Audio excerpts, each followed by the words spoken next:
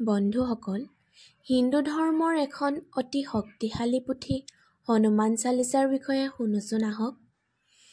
শ্ৰী ৰামচন্দ্ৰৰ ভক্ত হনুমানৰ গুণ বৰ্ণনা কৰি ৰচিত স্তৱক বা কবিতাক হনুমান চালিচা বুলি কোৱা হয়। হনুমান চালিচাত 40টা শ্লোক আছে, যাৰ বাবে ইয়াক চালিচা বুলি কোৱা হয়।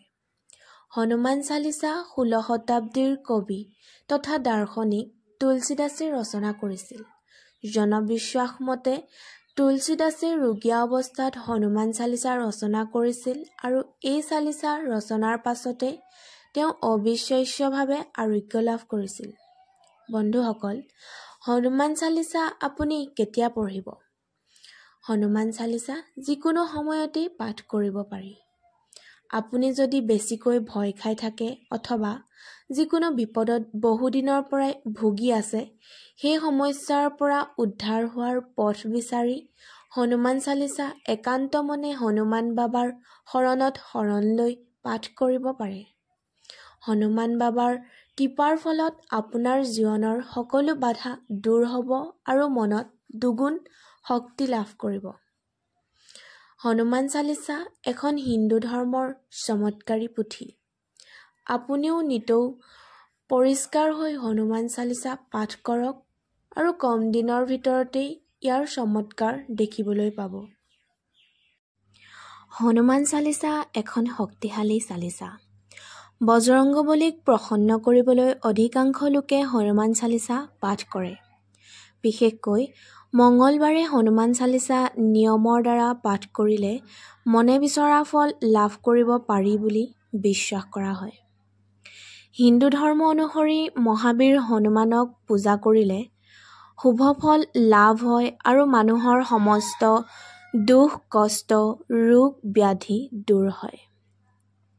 হনুমান চালিচা নিয়মিত পাঠ কৰিলে বল বুদ্ধি জ্ঞান প্ৰাপ্তি হয়।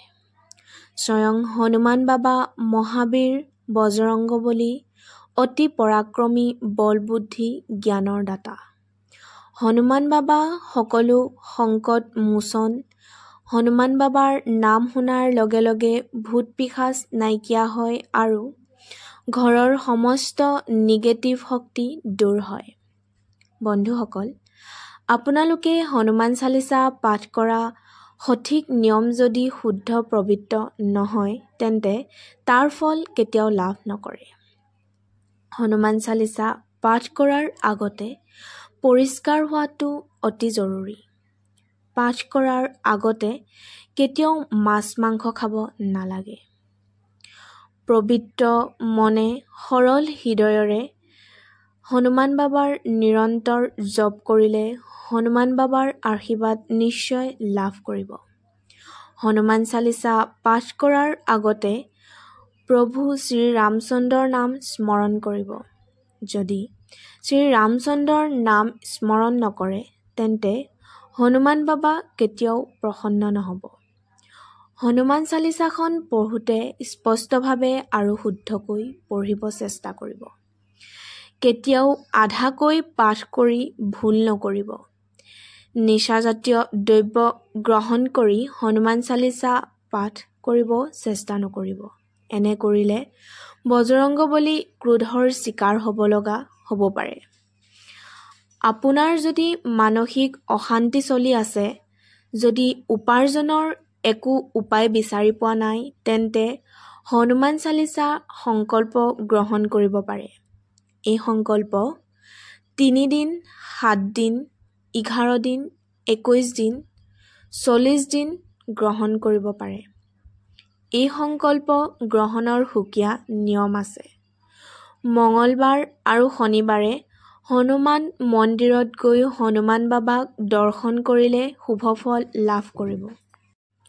হনুমান বাবা প্ৰসন্ন হ'লে সকলো গ্ৰহ দোষ নাইকিয়া কৰে আৰু জীৱনটো নতুন শক্তি প্ৰদান কৰে।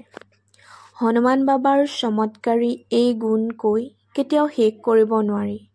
প্ৰভু শ্ৰী ৰামচন্দ্ৰৰ প্ৰিয় ভক্ত হনুমান বাবাৰ পূজা কৰিলে প্ৰভু ৰামচন্দ্ৰও আশীৰ্বাদ লাভ কৰিব পাৰি। বন্ধুসকল, সকলোকে হনুমান বাবাই কৃপা কৰক।